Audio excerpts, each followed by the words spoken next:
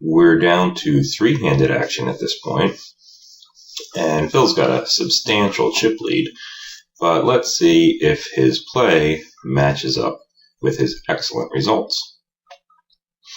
In this hand, Phil's got the bring-in with a jack showing.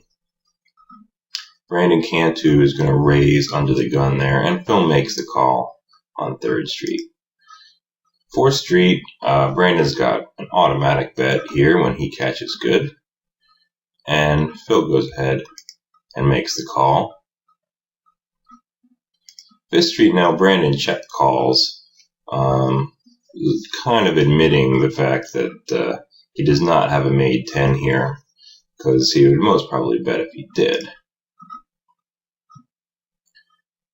And then check fold for Brandon on 6th Street when Phil makes a very scary board to go along with his jack door card. So Phil takes down this pot, decent sized pot at that.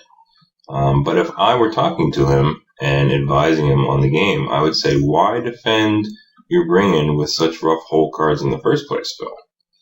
I mean, I'm assuming it was your bring-in because the report on Poker News didn't actually say what Z-Win had. But even still, yes, Brandon is going to have basically a random range of hole cards at this point. And having 8 deuce in the hole is not going to be terrible for your equity, but when you combine it with the poor implied odds that you're going to have, where you're going to wind up having to fold more often later on, or you're going to wind up making an 8 low, hopefully, which is going to be tough to get value with on the end, and Brandon may get away from poor hands like a 10 low here, or he may make a 7 low and beat you and get an extra bet out of you. So when you combine all the factors together, I really don't like this play when Brandon has a 6 up and you have an 8 deuce in the hole. It's another story about defending your bring-in with paint, depending on what his door card is and what your hole cards are, but we'll get into that later.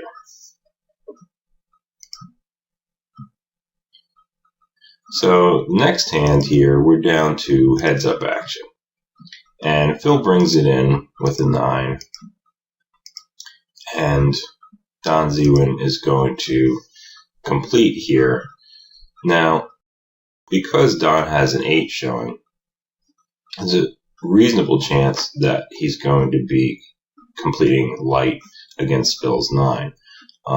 And given the smoothness of Phil's hole cards, you got to think, even if he is behind, even if Don really has a 3-card 8, he's not that far behind.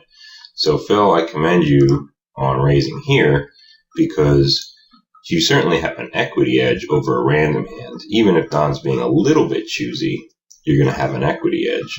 But more than just that, you can't be all that far behind. So even if he 3-bets you with a 3-card 8, you're only giving up a little bit of EV on 3rd Street, but you're gaining a lot of information about the range of his hand.